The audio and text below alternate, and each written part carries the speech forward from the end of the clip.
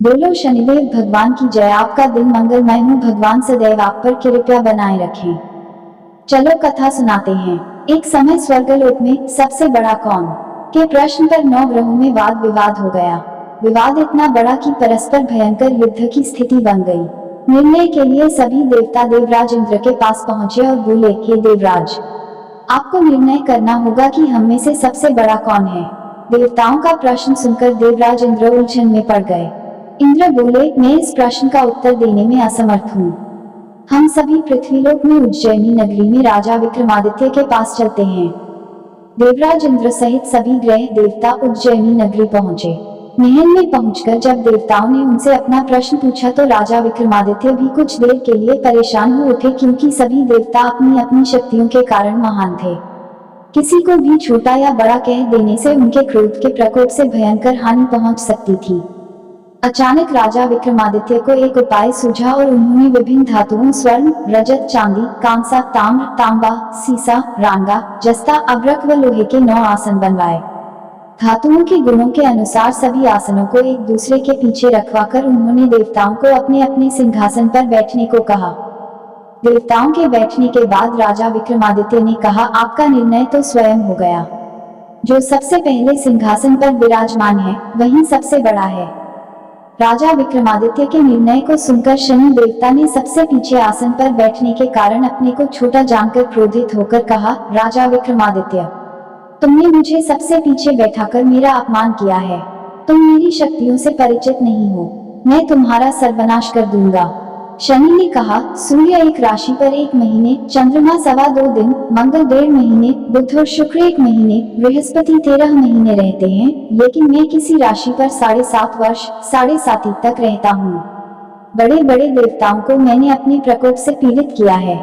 राम को 7.5 के कारण ही वन में जाकर रहना पड़ा और रावण को 7.5 के कारण ही युद्ध में मृत्यु का शिकार बनना पड़ा। राजा, अब तू भी मेरे प्रकोप से नहीं बच सकेगा। इसके बाद अन्य ग्रहों के देवता तो प्रसन्नता के साथ चले गए, परंतु शनिदेव बड़े क्रोध के साथ वहां से विदा हुए। राजा विक्रमादित्य पहले की तरह ही न्याय करते रहे।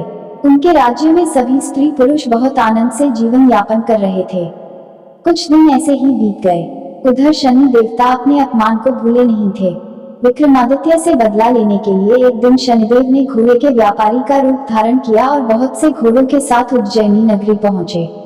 राजा विक्रमादित्य ने राज्य में किसी घोड़े के व्यापारी के आने का समाचार सुना तो अपने अश्वपाल को कुछ घोड़े खरीदने के लिए भेजा। घोड़े बहुत कीमती थे। अश्वपाल ने जब वापस लौटकर इस संबंध में बताया तो राजा विक्रमादित्य ने स्वयं आकर एक सुंदर व शक्तिशाली घोड़े को पसंद किया।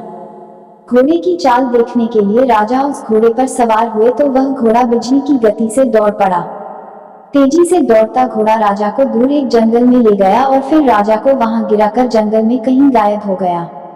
राजा अपने नगर को लौटने के लिए जंगल में भटकने लगा, लेकिन उन्हें लौटने का कोई रास्ता नहीं मिला। राजा को भूख प्यास लगाई। बहुत घूमने पर उसे एक चरवाहा मिला। राजा ने उससे पानी मांगा। पानी पीकर राजा ने उस चरवाहे को अपनी अंगूठी दे दी। फिर उससे रास्ता पूछकर वह जंगल से निकलकर पास के नगर में पहुंचा। राजा ने एक सेठ की दुकान पर बैठकर कुछ देर आराम किया। उस सेठ ने राजा से बातचीत की तो राजा ने उसे बताया कि मैं उज्जैनी नगरी से आया हूँ।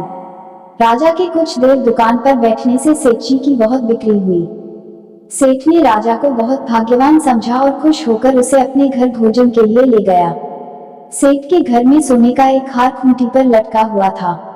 राजा को उस कमरे में छोड़कर सेठ कुछ देर के लिए बाहर गया। तभी एक आश्चर्यजनक घटना घटी। राजा के देखते देखते सोने के उस हार को खूंटी निगल गई। सेठ ने कमरे में लौटकर हार को गायब देखा तो चोरी का संदेह राजा पर ही किया, क्योंकि उस कमरे में राजा ही अकेला बैठा था। सेठ ने अपने नौकरों से कहा कि इस परदेसी को रस्सियों से बांधकर नगर के राजा के पास ले चलो। राजा ने विक्रमादित्य से हार के बारे में पूछा तो उसने बताया कि उसके देखते ही देखते खूंटी ने हार को निगल लिया था। इस पर राजा ने क्रोधित होकर चोरी करने के अपराध में विक्रमादित्य के हाथ पांव काटने का आदेश दे दिया। राजा विक्रमादित्य के हाथ पांव काटकर उसे नगर की सड़क पर छोड़ दिया गया। कुछ दिन बाद एक तेली उसे उठाकर अपने घर ले गया और उसे अपने कोल्हू पर बैठा दिया। राजा आवाज देकर बैलों को हाँकता रहता। इस तरह तेली का बैल चलता रहा और राजा को भोजन मिलता रहा। शनि के प्रकोप की 7.5 पूरी होने पर वर्षा ऋतु प्रारंभ हुई। राजा विक्रमादित्य एक रात मेघ मल्हार गा रहा था कि तभी नगर के राजा की लड़की राजकुमारी मोहिनी रथ पर सवार उस तेली के घर के पास से गुजरी। उसने मेघ मल्हार सुना तो उसे बहुत अच्छा लगा और दासी को भेजकर गाने वाले को बुला लाने को कहा। दासी ने लौटकर राजकुमारी को अपंग राजा के बारे में सब कुछ बता दिया। राजकुमारी उसके मेघ मल्हार से बहुत मोहित हुई, अतः उसने सब कुछ जानकर भी अपंग राजा से विवाह करने का निश्चय कर लिया। राजकुमारी ने अपने माता पिता से जब यह बात कही तो वे हैरान रह गए। रानी ने मोहिनी को समझाया, बेटी, तेरे भाग्य में तो किसी राजा की रानी होना लिखा है, फिर तू उस अपंग से विवाह करके अपने पांव पर कुल्हाड़ी क्यों मार रही है। राजकुमारी ने अपनी जिद नहीं छोड़ी। अपनी जिद पूरी कराने के लिए उसने भोजन करना छोड़ दिया और प्राण त्याग देने का निश्चय कर लिया। आखिर राजा रानी को विवश होकर अपंग विक्रमादित्य से राजकुमारी का विवाह करना पड़ा। विवाह के बाद राजा विक्रमादित्य और राजकुमारी तेली के घर में रहने लगे। उसी रात स्वप्न में शनिदेव ने राजा से कहा, राजा, तुमने मेरा प्रकोप देख लिया, मैंने तुम्हें अपने अपमान का दंड दिया है। राजा ने शनिदेव से क्षमा करने को कहा और प्रार्थना की, हे शनिदेव, आपने जितना दुख मुझे दिया है अन्य किसी को न देना। शनिदेव ने कुछ सोचकर कहा, राजा, मैं तुम्हारी प्रार्थना स्वीकार करता हूँ। जो कोई स्त्री पुरुष मेरी पूजा करेगा, शनिवार को व्रत करके मेरी व्रत कथा सुनेगा, उस पर मेरी अनुकंपा बनी रहेगी। प्रातःकाल राजा विक्रमादित्य की नींद खुली तो अपने हाथ पांव देखकर राजा को बहुत खुशी हुई। उसने मन ही मन शनिदेव को प्रणाम किया। राजकुमारी भी राजा के हाथ पांव सही सलामत देखकर आश्चर्य में डूब गई। तब राजा विक्रमादित्य ने अपना परिचय देते हुए शनिदेव के प्रकोप की सारी कहानी सुनाई।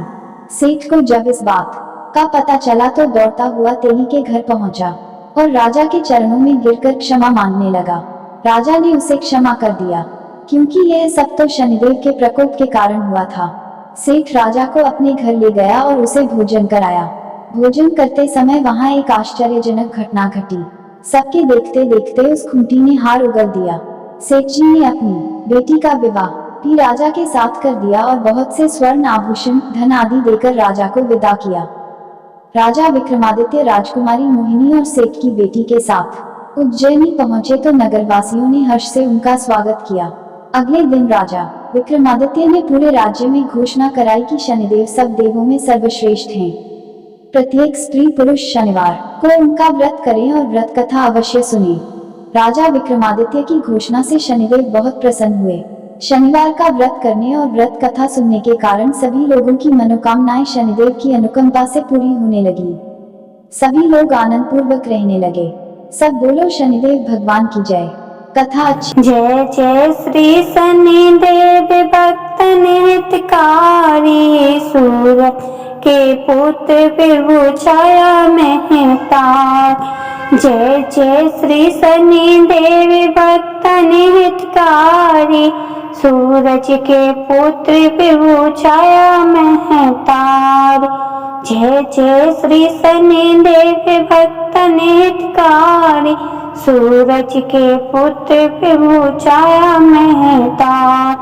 श्यामी अंग्र वक्त दुष्ट चतुर्भुजाधारी, नीलांबर धारे नाथ गज की सेवार। जय जय श्री शनिदेव भक्त हितकारी, सूरज के पुत्र विभु छाया महतारी। कीट मुकुट शीस रजत दिपत लारी, मुक्तन की माला गले शोभित बलिहार। जय जय श्री शनिदेव भक्त हितकारी, सूरज के पुत्र विभु छाया महतारी। मुक्तन की माला गले शोभित बलिहारी। जय जय जय शनिदेव भक्त हितकारी, सूरज के पुत्र विभु छाया महतार। मोदक मिष्ठान पान चढ़ते हैं सुपारी, लोहा तिल तेल उड़द मही से अति प्यार।